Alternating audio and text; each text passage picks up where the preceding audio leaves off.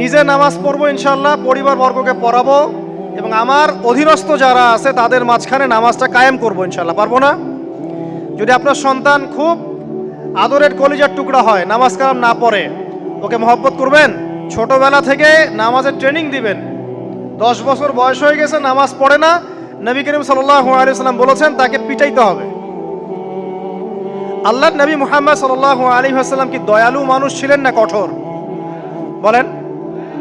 সেই দয়ালু মানুষটা তিনি বলছেন 7 বছর বয়সে সন্তানকে নামাজের আদেশ করবে, আর 10 বছর হয়ে গেছে নামাজ পড়ে না, ওকে পিটাবে।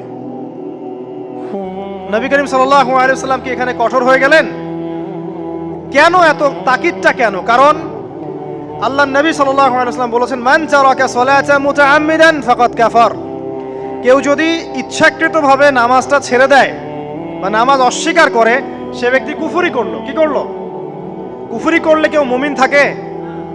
আচ্ছা, এখন দেখেন পরিস্থিতি, দেখেন মুসলিমদের মধ্য থেকে, ব্যক্তি জীবন থেকে নামাজ কিন্তু চলে যাচ্ছে। বেশিরভাগ মানুষ নামাজ পড়ছে না। অতএব প্রথম মেহনত হওয়া কিসের উচিত? একটা হাদিস মনে রাখবেন, যে ব্যক্তি এক ওয়াক্ত নামাজ ইচ্ছা করে ছেড়ে দিল, নামাজ পড়বো না, আমার পড়লেও হয় না পড়লেও হয়, ফাকাদ কাফারা, সে ব্যক্তি কুফরি করলো। আর কুফর শিরকের মধ্যে পার্থক্য নামাজ। আর পাক্কা নামাজি কারা এটা জানার জন্য আমাদের দুইটা সময়ের দিকে খেয়াল রাখতে হবে। কয়টা সময় ভাই?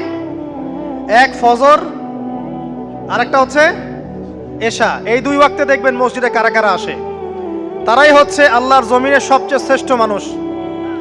যারা ফজর আর এশার নামাজ জামাতে আদায় করে, এরা নিঃসন্দেহে মুনাফিক না, আলহামদুলিল্লাহ।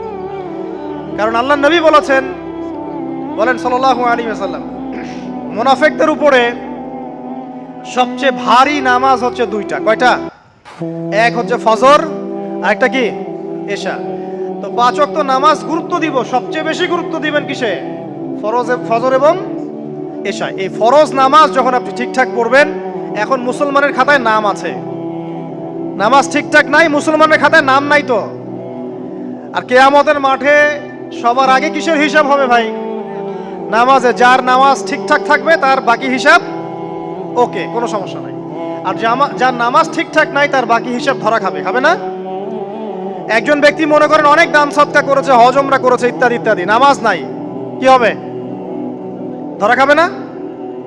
আল্লাহ পাক আমাদের সবাইকে, আমাকে, আপনাদের সবাইকে 5 ওয়াক্ত নামাজি হওয়ার তৌফিক দান করুন, আমিন। আমাদের মা বোন যারা আছে, আমাদের এখানে যুবক ভাই যারা আছে, আমরা সবার প্রতি নসিহত করব, আজকে থেকে নামাজ ছাড়বেন না, ঠিক আছে ইনশাআল্লাহ? আল্লাহ পাক তৌফিক এনায়েত করুন, আমিন।